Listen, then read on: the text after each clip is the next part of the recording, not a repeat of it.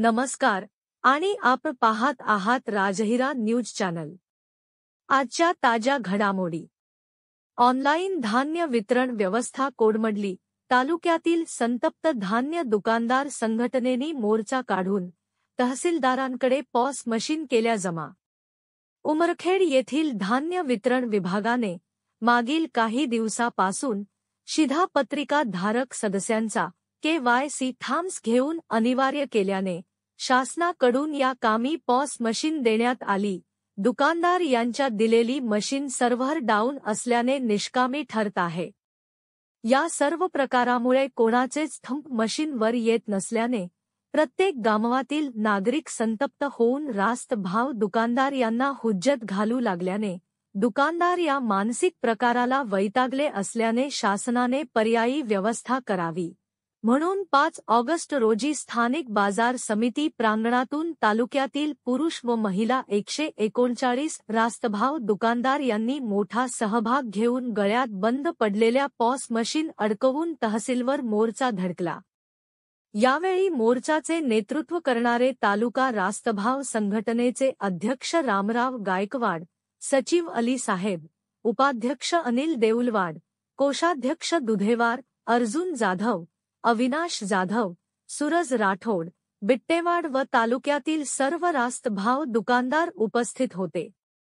आमची शासनाकडे विनंती आहे की त्या मशीनवर जोपर्यंत पूर्णपणे नेटवर्क येत नाही आणि मशीन पुरेपूररित्या चालू होत नाही तोपर्यंत आम्ही कुठलीही मशीन चालू करू शकत नाही आणि या बाबतीत प्रशासनाने आमच्यावर दबाव आणू नये आणि वेळोवेळी त्या मशीनवर किंवा दुकानदाराला व्हॉट्सअपद्वारे कोणत्याही सूचना देऊ नये।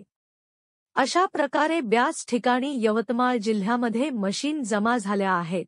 आमच्या कमिशन वाढीच्या संदर्भात ज्या महागाईच्या निर्देशानुसार आम्हाला आता सद्यस्थित 150 रुपये कमिशन एका क्विंटल मागे मिळते, तेव्हा त्याऐवजी वाढीव म्हणून प्रति दुकानदार यांना कमिशन देता 30,000 रुपये दुकानदार यांना प्रत्येक महिन्याला द्यावेत, अशी मागणी शासनाकडे या मोर्चाच्या माध्यमातून संतप्त झालेल्या दुकानदारांनी केली। मोर्चा दुपारी धडकल्यावर महसूल कार्यालयात संबंधित विभागांचे कर्मचारी अनुपस्थित असल्याने दुकानदारांनी तहसील कार्यालय समोर ठिय्या आंदोलन केले। मोर्चात सर्वच दुकानदारांचा सहभाग होता।